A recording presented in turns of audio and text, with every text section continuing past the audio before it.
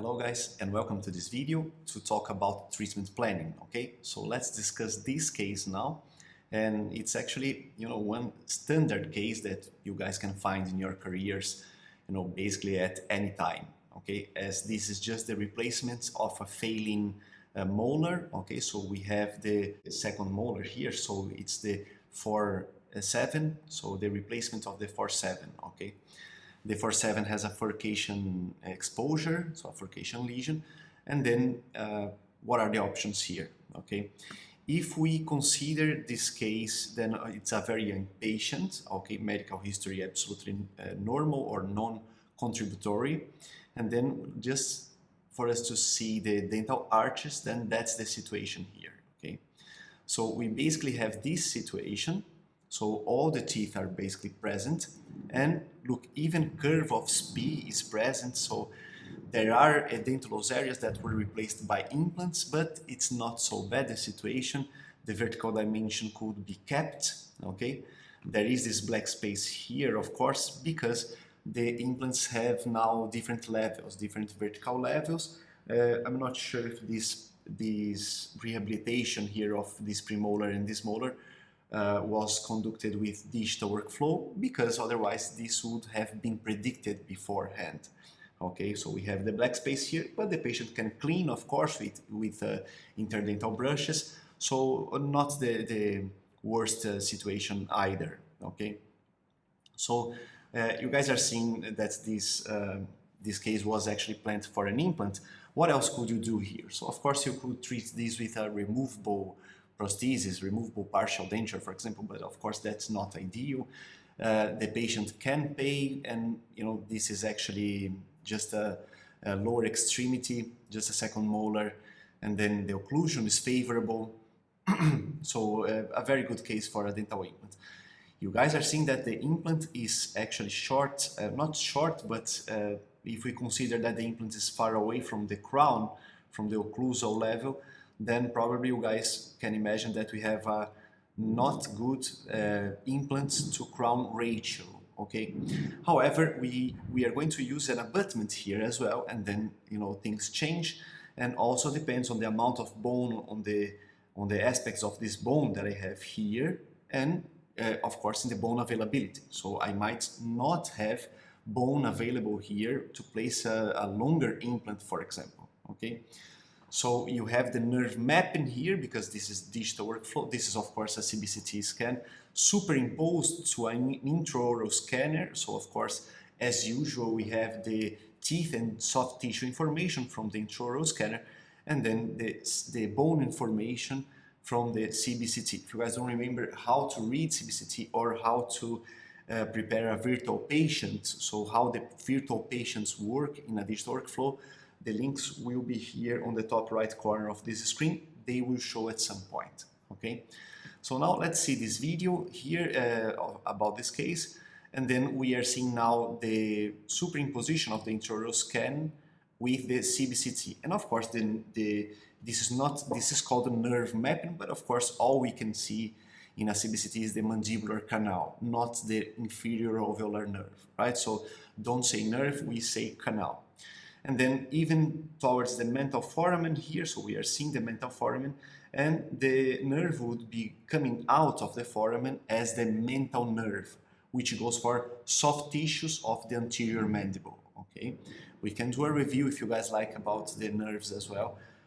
Although we actually did one in my video about infiltration anesthesia. Okay, so you guys are more than welcome to check this video. I can also add the link here as well. All right, so let's see the situation, and the situation needs to be diagnosed in the 2D slices, in the multiplanar reconstruction of the CBCT, not in the 3D. Okay, the 3D I am using to show to you guys the general situation of the case. Okay, so let's see how this case was conducted. So now we are actually using a software here. This is a case which was planned using a planning center. That's the BDS, Beyond Digital Solutions, a planning center, which will just conduct the planning of the case and then sent back to the dentist for the dentist to approve this and even modify. So it's a very nice tool or methods that a dentist can use to expedite the procedure and actually to save time, as most of the digital planning will be conducted by professionals, trained professionals at a planning center. And then even the surgical guide, for example, for image-guided surgery, can be exported, can be sent by the planning center, even 3D printed by a lab, and then this saves time for the dentist, of course.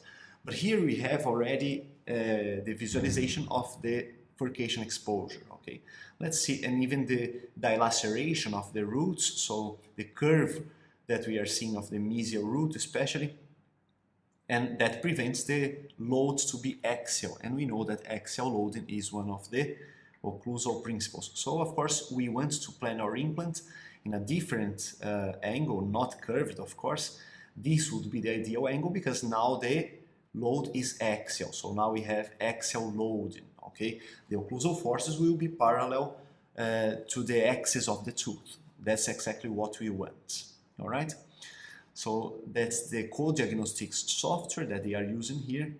And then let's see what was planned. So this is planned for a screw retained crown, implant supported crown, of course, and then the screw would be coming out from the middle third of the occlusal surface, which is actually very good. Okay, let's see now in the 2D. So now we have here, take a look at this, a very nice implant planning here, bone from both sides, cortical plates spared from both sides, and then even the measurement of safety from the mandibular canal. Okay, so you have here 1.5 at least. It's saying 1.4, but it should be 1.5.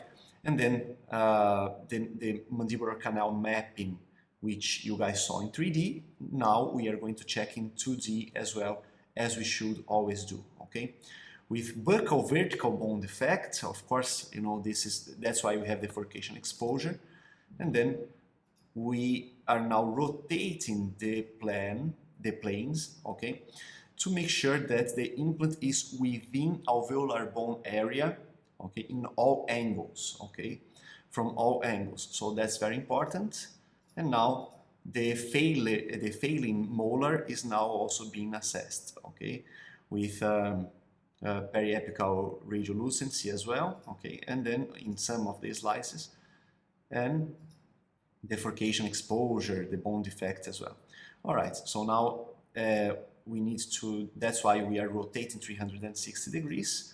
And now take a look at this. You might think that the bone is radiolucent, and the bone area is indeed very radiolucent, but you should consider the age of the patient, the normal trabecular spaces of this patient. So some patients will have the trabecular bone very radiolucent, okay, so, or hypodense. This is 3D, then we say hypodense. All right, so we need to consider this as well. We have a radiopaque image here, and I will just allow you guys to give the diagnosis or the differential diagnosis list of this radiopaque image here, okay, which is symmetric, homogeneous. All right, so it's something that an incidental finding that you guys can find in your CBCTs, and it doesn't require any surgical treatment, for example. Okay, so please give your answer about what is the differential diagnosis list of this on the comments below. Okay, so now we are seeing the implant is placed in a very good angle now. Okay, even the pixel intensity, so the radiolucency of the bone is actually favorable here. It's a little bit far away from the radiolucency, trabecular, from the radiolucent area of the trabecular bone, okay, where we may have, trabecular spaces that are very large and very thin trabecular bone, the trabeculi. So then, it turns out that the bone can be radiolucent like this. But of course, you would still assess this in the multiplanar reconstruction to see from all the planes if you have buccal plate expansion, if you have, any aspects that this could be a lesion, okay? But then you compare with the other areas, even bilaterally, and then you would realize that this is just the trabecular bone aspect of the patient. Okay, so now we are rotating, and now we have all the measurements for this implant to be placed. Okay, now take a look at this from an axial view, the axial plane. We are seeing the other implants. So the other teeth of the lower arch are implant supported prostheses as well, okay, of zirconia and materials of ceramics like this. And then we want to do a similar implant supported prosthesis for the 4-7 as well. Okay, so this is compatible with the antagonist. As I said, the occlusion is also favorable. So let's see now the distribution of those implants on the axial plane. And then we have posterior teeth protecting anterior teeth in occlusion.